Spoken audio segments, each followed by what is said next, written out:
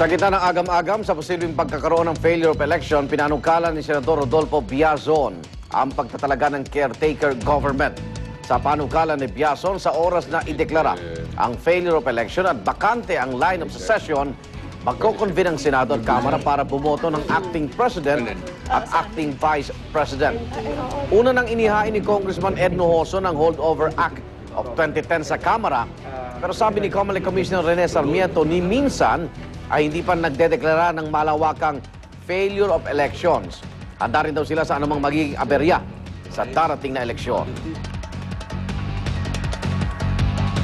Malawakang kilos protesta, ikinakasana ng mga estudyante sa Polytechnic University of the Philippines sa darating pong Lunes. Protesta nila ito sa nakaambang halos 2,000% tuition fee hike na naisipatupad ng pamantasan. Kahapon nanunog sila ng mga umano'y bulok na silya. Magpupulong muli ang Board of Regents ng pamantasan para plantsahin ang issue ng dagdag matrikula. Ang issue ng tuition hike sa PUP ay bubusisiin natin mamaya sa talakayan with Igan. Samantala, sinagot ni Brother Mike Velarde ang pagkakadawit sa kanya sa C5 Road Extension Project controversy at sa kanilang political prayer rally kagabi.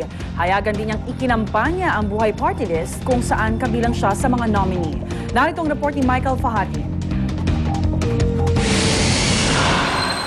Sa meeting, iboto mo ay? Very good. Isang salita lang yan, buhay. Walang ibang kalakot yun. Sa tabi ng buhay, kaliwa ng buhay, number 130.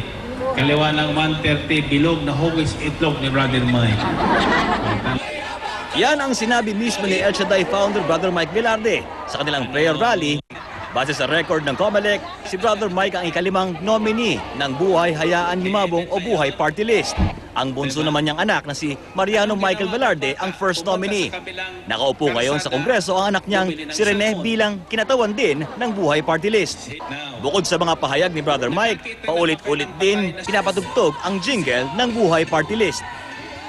Buhay sa Bisaya, Pasig, buhay sa Pasig, buhay, buhay, buong bansa, ating iboto, buhay! At di tulad ng mga nakaraan nilang pagtitipon, tad-tad ng campaign posters at streamers ng Party List Group ang lugar. Matatandaan ang kampanya ng Party List Groups ay nagsimula noong February 9, kasabay ng iba pang mga national candidate. Pero di lang yan nakapansin-pansin sa prayer rally. May mga poster din kasi ng manok ng Nacionalista Party na si Senador Manny Villar sa lugar. Naamataan din namin ang mga membro ng El Shaddai na may mga nakasuot na kulay orange, ang campaign color ni Villar. Bagamat wala pang malinaw na endorsement, ibinigay si Brother Mike sa sinumang presidential ball. Matatandaan binahari ng kulay orange sa prayer rally ng El Shaddai sa Hong Kong, kung saan tanging mga nasyonalista tandem lang ang imbitado. Minsan ang inamin ng tagapagsalita ng El Shaddai na si Mel Robles sa dating magkapartner sa real estate business, sina Velarde at Villar. Kasabay dito, sinagot ni Brother Mike ang mga akusasyon ni Senadora Jambi Madrigal sa kanyang naging partisipasyon umano sa C5 Extension controversy. Di ko na hinangad magpayaman, pero hindi naman sa akin lumalayo ang kayamanan. Amen? Ha? Wala kong kamalay-malay, dinadaanan ng karsada yung aking lupa. Para sa unang balita, Michael Fahad reporting.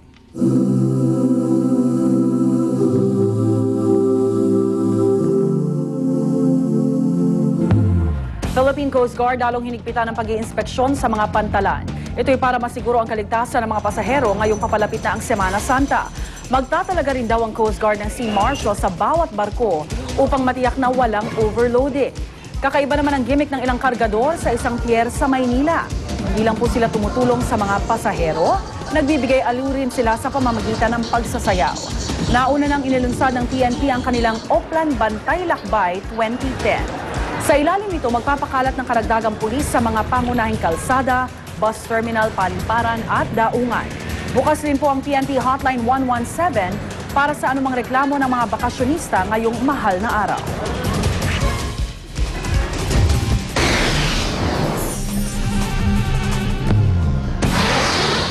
Office building sa India nasunog, mahigit 100 bumbero ang nagtulong-tulong para apulahin ang apoy na nagsimula raw sa isang elevator. Gumamit sila ng mga hagdan para mailigtas sa mga taong naipit sa gusali. 4 ang nasawi sa sunog, 14 naman ang sugatan. Pinsalang iniwan ng bagyo sa Australia, sisimulan ng linisin. Inilunsad na po ang isang clean-up operation sa lungsod ng Perth na pinakatinamaan ng bagyo. Ilang gusali, bahay at sasakyan kasi ang nalubog sa mudslide. Maraming lugar din ang binaha at naputulan ng kuryente. Lalaki walang habas na nanaksak sa isang eskwelahan sa China. 8 bata ang namatay habang 5 pa ang sugatan. Nasa edad 6 hanggang 12 anyos ang mga biktima. Agad namang inaresto ang suspect na umano'y may diferensya sa pag-iisip. Dati raw doktor ang suspect at nagtatrabaho sa isang community clinic. Pagsabog sa Baghdad, Iraq, isang sibilyan ang nasawi habang 6 pa ang sugatan. Pinaniniwala ang target ng pambobomba ang isang Iraqi official na nakasakay sa isang convoy.